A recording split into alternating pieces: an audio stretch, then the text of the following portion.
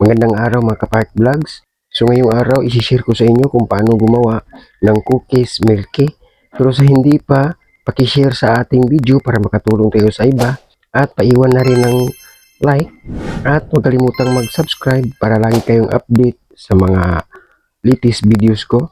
So huwag na natin patagalin, gawin na natin.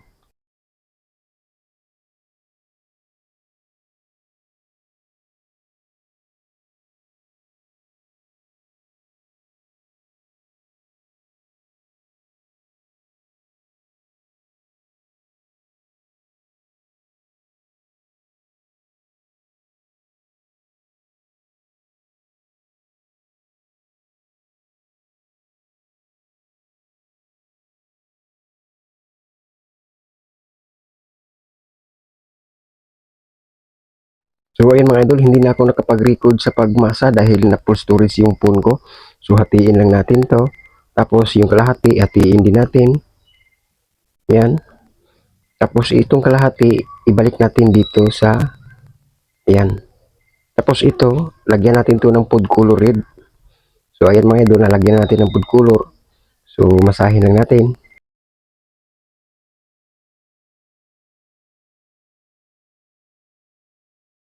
Ayan. So ayan mga idol, naputo na natin. So ang puti mga idol, 200 grams yun. So kung ilang piraso yung puti, ganoon din ang pagputo nyo sa pula. So ngayon magpalaman na tayo, ganito lang pagpalaman.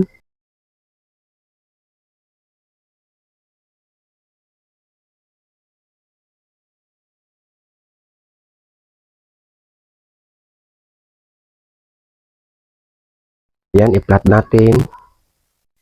Yan.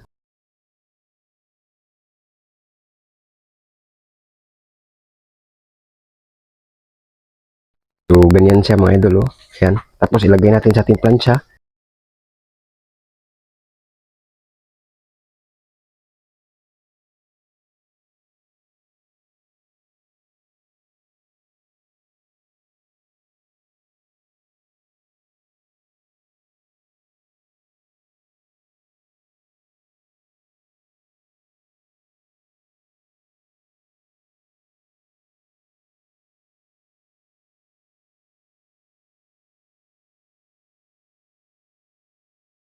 So ayun mga idol, isa lang natin to sa ating oven. So isa lang natin siya sa 200 Celsius at lutuin natin siya ng 25 minutes. So ayun mga idol, after 25 minutes luto na siya. So hainin na natin. So ayun mga idol, nahain na natin. So palamigin lang natin to. So ayun mga idol, lumambig na siya at banyahan na natin to ng margarine.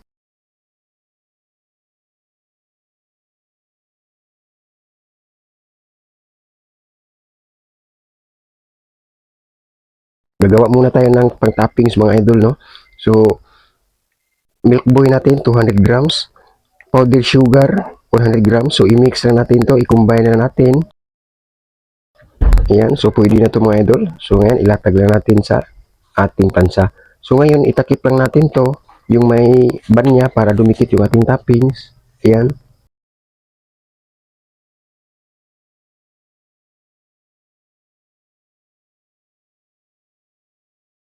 Tapos i-slice lang natin to, ganito lang ang pag-slice. Yan. Tapos dito sa gitna din. Yan. Bali tatlong slice to mga idol, ano.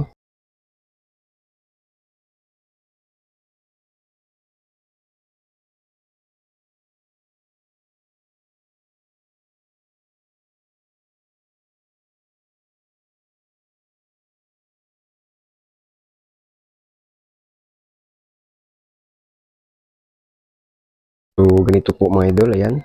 Ganyan po siya. So ilagay na natin to sa display tray.